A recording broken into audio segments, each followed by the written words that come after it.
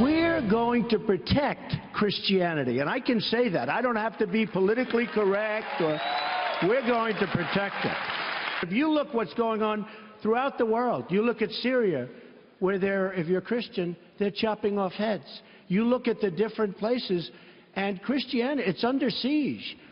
All right, that was Donald Trump speaking to students at Liberty University in Lynchburg earlier today. Now, Trump vowed to set aside political correctness and protect Christianity around the globe. Here with reaction, the president of Liberty University, Jerry Falwell, Jr. It wasn't quite an endorsement, but many people took it as almost one when you said, you know, you introduced him as one of the greatest visionaries of our time, and you've remained in close contact with him. Does your position prevent you from endorsing? That kind of sounded like an endorsement. Well, Liberty University is a non-profit 501c3 university, so of course Liberty cannot endorse candidates, and we invite all the candidates to come speak. But I got to know Donald Trump after he spoke here in 2012, and I learned so much about him that the public never hears, and I wanted to share that with our audience. Right after he visited here last time, I called him about a large Christian ministry in another state that needed some help. I learned within a day or two he had donated $100,000 of his own money. He learned about Clyde Frazier, Jr., who ran the Harlem Hoops tournament in the inner city and was killed in the 9/11 attacks, and he searched down the family, and he donated the money to keep that tournament going. Example after example like that of just generosity that never made it into the public's eye. His limousine broke down one time. A couple stopped and helped him. He paid off their mortgage a few days later.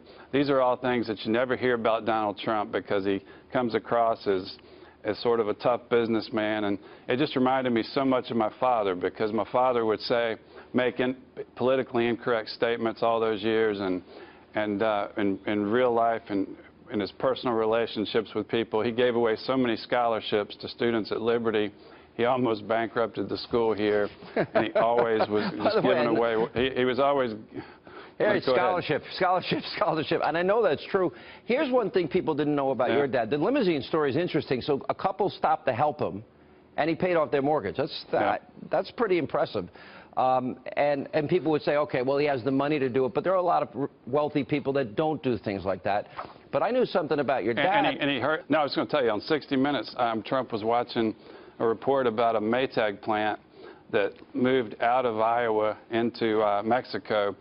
And the three companies in that report, he actually searched them out. They were about to go out of business because Maytag had left, and he found ways to buy products from those companies through his hotels to keep them in business. He gave them money to the local Domino's pizza restaurant so they could buy cheese and bread and keep their business in business. And those are just things I thought the world needed to know about Donald Trump, because the Bible says, by their fruits you shall know them.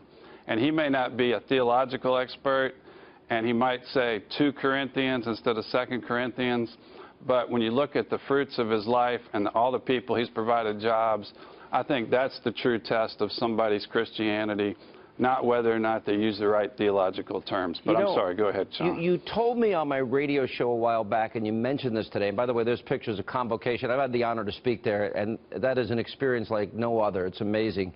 But you see a lot of your dad in Donald Trump. That I think surprised a lot of people. Explain. Well, my father was criticized for supporting Ronald Reagan over Jimmy Carter, because Ronald Reagan was a Hollywood actor who had been divorced and remarried. Jimmy Carter was a Sunday school teacher, and my father said, he said proudly that Jesus said, render unto Caesar, and that means be good citizens, be voting citizens.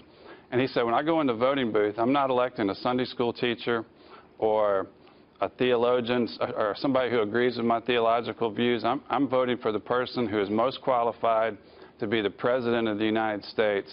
And the qualities that are required to be the president are not always the same ones that make a good Sunday school teacher. Prime example of that is Jimmy Carter. He was a great Sunday school teacher, but look what he did to our country as president. And so those are the kind of things that remind me of my father and Trump. And I think just the personal generosity. I noticed at the debate in Charleston the other night, he was the only candidate who came down off the stage and greeted the crowd personally, posed for pictures. Everybody else was too important, too busy, too tired. And that's the kind of thing that, you know, we've been promised as evangelicals and conservatives. So many promises have been made to us by career politicians over the last few decades. You know, I told the crowd this morning, the polls seem to indicate the founding fathers believed that this country should be governed by citizen legislators. And I think the polls are starting to indicate that the American public want to see somebody who has succeeded in real life, not career politicians. And I think that's why he's surging. Does that mean he got a bigger crowd than I did at Convocation? Is that what you're telling me? An overflow crowd? Well, not too much bigger, but yeah, bigger. It was a little bigger, and we had thousands of employees marching around campus. It was full. There wasn't an empty seat, but I was there. But they loved you too, Sean. Yeah, the place was full both times. All right, Jerry Falwell Jr., thank you for being with us. Appreciate it.